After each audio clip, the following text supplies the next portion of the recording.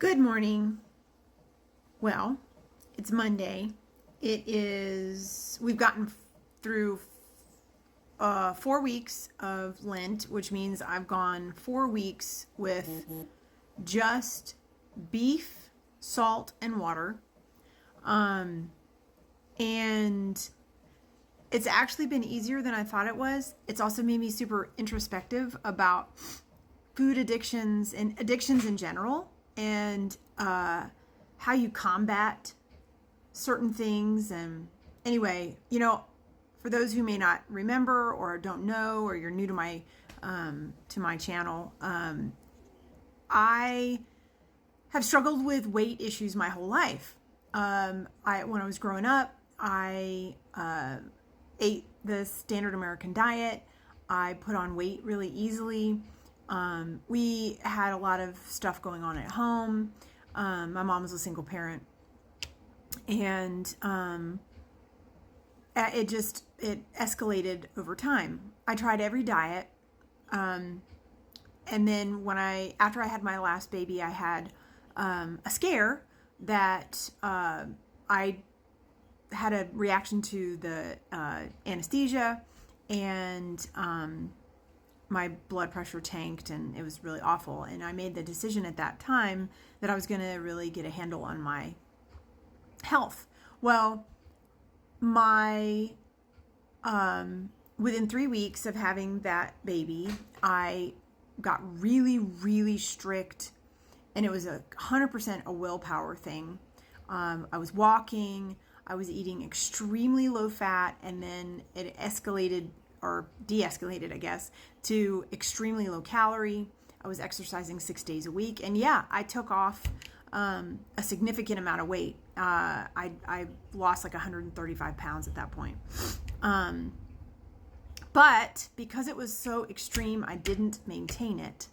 And I then kind of struggled with the same weight, back and forth. Anyway,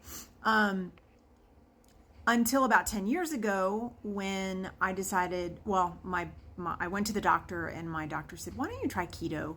And I thought it was a craze. I thought it was something that was just a diet that was the hottest thing. We'd all done Atkins and the cabbage diet and the peanut butter diet and all this other stuff, right? So no, he said, no, we've been using the keto diet for medical reasons for over 50 years at that point. And he said he would monitor me, and I had already been doing, he's just started Lipo C shots, which were supposed to help with fat burning and maintaining muscle and hunger and all that kind of stuff. So I did keto with these shots and dropped like 60 pounds pretty easily. Then COVID hit, and I was also opening up a coffee shop, and everything was put on hold. Well, I put on about 10, 15 pounds over the couple of years of COVID, and then I got to the point where I was sick of it. Got really serious about keto again, and also started incorporating more serious intentional exercise, Zumba and whatnot. Dropped the other 60 pounds, and then basically have maintained for the last few years with weird fluctuations of weight, which I now understand is most likely just water, because I'm super sensitive to certain foods. I've been gluten-free for years, but I'm also discovering that I have other responses to foods. I'm sensitive to seed oils. I'm sensitive to preservatives. I'm sensitive to certain seasonings, and I don't have a histamine response necessarily, but I do have a reaction: headache, fatigue, muscle aches, joint pain. My sugar will spike. And so that leads me to where I'm going. So anyway, just over a year ago, I started with carnivore. I wasn't terribly strict carnivore in that while I was only eating animal-based, I was still having coffee sweetener, some seasonings on my food, iced tea. I've like lived on iced tea, MCT oil, kava oil, some other plant-based things. So, in October of 2024, I went strict carnivore in that I removed anything plant-based 100%, which meant no seasonings, just salt, but no iced tea and no coffee. Well, I was still having decaf coffee for a while.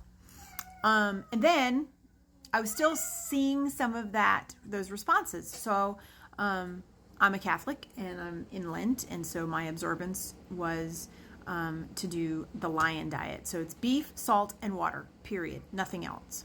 And I've been really, really good. Even when I went out of town, I, packed homemade beef jerky and have really stuck to it. So yesterday we had a family to get together, and someone used onion soup mix in the burgers, and I didn't know until they made kind of slider size burgers, so I had a few in my bowl, and I was like, wow, that really looks like an onion. And so I asked, and sure enough, they used onion soup mix. And I had nearly an immediate reaction. My throat was super scratchy. And then this morning, I had a headache. I felt like a Mack truck had hit me. I had bags under my eyes, which I was so thankful to not have the bags under my eyes for all these weeks. And my joints were hurting. And then I checked my blood sugar, and had spiked to 100 16 hours later, and it had completely kicked me out of ketosis. When Saturday morning, I was at 54 for blood sugar, and my ketosis was at a near 5, and so I was like really in a deep level of ketosis. So all that to say, remember, when you don't eat at home, you don't have control over the ingredients.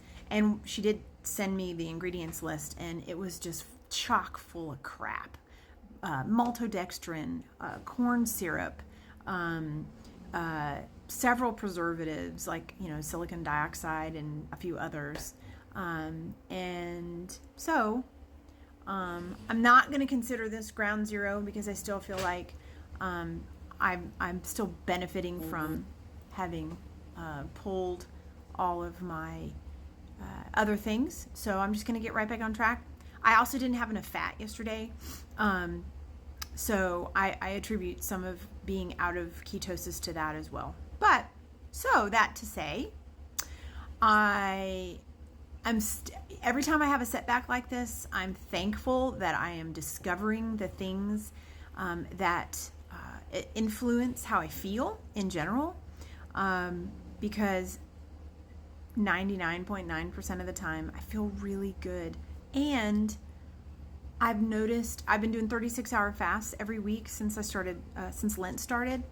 It's fantastic. It has really cleared my dopamine receptors. I'm in a better mood in general. I have a lot more energy in general, and I was feeling pretty sluggish. So beef, water, salt. I don't know how long I'll do it, but I definitely am enjoying it for the time being. Let me know what you think.